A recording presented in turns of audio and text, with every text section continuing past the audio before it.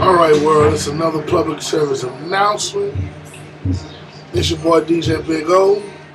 I know I haven't been on in a while, but of course, you know I talk about sports and everything else, but right now we're going to stick strictly to sports. It is now July 5th, 2016, and on July 4th, yesterday, we got a Christmas present. Kevin Durant sold his soul and went to the Golden State Warriors. Stephen A. Smith called this the weakest move any NBA star ever done in NBA history. Alright, let me get on the weakest move. First of all, what I just witnessed was somebody who had a chance to beat the champs at the time, who was about to be known as the greatest team ever to be assembled in basketball history. He had a chance to beat them not once, not twice, but 3 times to end the reign. Not only did he didn't beat him not once, not twice, not 3 times, he was the reason why his team didn't lose, especially Game 6. You know, you can give a little fair share of the blame on Westbrook, but it was Kevin Durant that blew that game in Game 6. With that said, wow. I want to say wow, hold on. Oh, that thing might have to do this.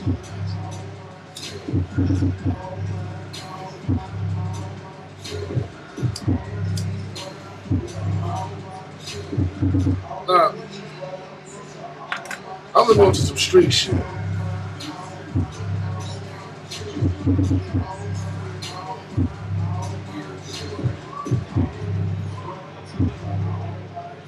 After all the little talk, bro, let's go into some street shit. That reminds me of somebody who got into a fight with somebody, had the person he had that he was on the fight on the ground, beating him up, and somehow that person got off the ground, flipped him over, and got the best of him and won. So when the fight was over with, he asked him for a ride home. That's what that feels like to me. Why? You leave Westbrook. The person I feel bad for is OKC. I have it just, wow, it's so much to go off on. Westbrook, way better player than Steph Curry. I don't fuck Steph Curry, I like him, but Westbrook got you beat by a mile. Kyrie Irving showed you he had you beat by a mile. Westbrook and Curry beat Kyrie Irving and Curry beat. So I'm going to say it like this. Kyrie Irving, Westbrook is better than Stephon Curry. Stephon Curry is not overrated, but he's the most overhyped NBA player as of now. So you telling me a team that's clearly supposed to be your nemesis, you go join with him, you sign with him? So that's the new meaning of it. You can't beat him, join him, huh? I don't get that. This is worse than the LeBron decision. Hands down, this is worse than the LeBron decision. The LeBron decision, Miami didn't have a team like Golden State did.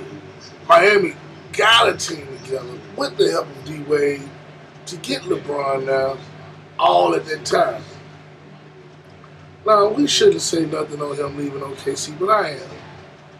That city fought for you. That city cried with you. Every time you had a fit, that city had a fit with you. You leave them to go to State Warriors. That's the biggest backhand slap in the world to that city. Westbrook, now his career is on the balance. You think they're going to keep him in OKC after you just burnt him? If you just burnt them? Even if Westbrook said, yes, I'm coming back, the trust issue is now there. They're going to get rid of Westbrook before that trade deadline. I would trade Westbrook right now because you don't want to see this season tank and you get nothing from Westbrook if he do decide to opt out. Again, that's the weakest move I've ever seen. Kevin Durant. Don't tell me you was one of those people who would get beat on or to get toyed with in your hood by rival teams. Or I just said like this, Kevin Durant. Would you do that in school? You be in high school, your high school do good, but a team does a little better, so you transfer schools instead of holding a grudge and coming back to win it. Where's your appetite? Where's your nuts, my nigga? You are now nutless. You know who else I feel bad for? The whole city of Oakland. Oakland and San Francisco, you are now the villains. The only way y'all can make things up is y'all got to go through this year and not lose not one game, not even a preseason game. I don't care if it's a scrimmage game. Y'all can't lose one game. Y'all got to go 82-0 and 16-0 in the playoffs. There's nowhere in hell y'all going to live through this season. Then if y'all don't win the ring the next 2 years, Kevin Durant, what the fuck that's going to prove? That's going to prove you're going to be the biggest loser in NBA history. Don't get me wrong. Check this out. When OKC was going against Golden State, I said this.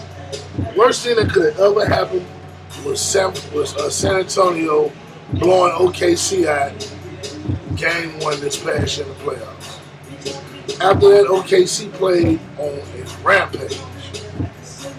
They got up 3-1 on Golden State and took the foot off the gas. They got complacent. They stopped trusting each other. Golden State didn't need you, Durant. They done went to the finals again without you, Durant. You supposed to now be the answer to Golden State problems. So my deal is with you now is, what we gonna do now? You done destroyed OKC. I feel sorry for you if you go to OKC. Not just the fans, the team. If I was you, Durant, why would you even go to OKC? Both OKC games in OKC, I'll find a way to play sick. Because the minute you go down that hole, it's going to be a career-ending injury. At least if I was on an OKC team, I know for sure it'd be a career-ending injury. It's a sad day for sports, man. Anyway, I can't talk too much about it. I'm not saying he's not a good dude. He's a good dude. I like Kevin Durant. But this move made your character a little different. How much do you really want? Here's another thing. It's the difference between being a champion and somebody who won a ring. Robert Horry is a champion. Let's see. Robert Horry is a champion. You got people like Mitch Richmond who just won a ring. You got people like Glenn Rice who just won a ring. They're not champions. They just won a ring at the right situation. I go as far as saying Ron Artest. He's not a champion, and I like Ron Artest. He got the heart of a champion, but he's somebody who just won a ring. He was in the right decision. Lamar Odom is not a champion. He was just in the right decision. He made the right decision to win a ring. Now, what I'm saying, Durant, is you didn't make the right decision to me. To me, I think you made a punk decision and a sellout decision to get that ring. That don't seem right in nobody's eyes. You are now the villain of the NBA. I remember a while back you said you got tired of being called number 2. Pretty much your stock dropped down to number 3 and possibly number 4. So you decide to sell out in hopes of a guaranteed ring. My deal is now you villainize. What if you don't win that ring? In the next 2 years, if you don't win that ring, it ain't like you going back to OKC and trying to doggone pull a LeBron. You don't want to do that. But if you don't win this ring in the next, look, Durant have to win. The Warriors have to win the next 2 years. Ain't no ifs, ands, or buts. They have to win the next 2 years, re-sign them, and win 3 more years after that to even validate this trade. Period. You don't? Oh my God.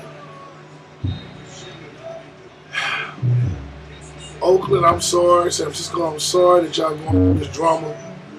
If I was y'all GM, I wouldn't even make that offer. Yes, you'd be a fool to pass them up. At the same time, man, you got to think about the team. You're supposed to be a team of champions, a team with a sellout.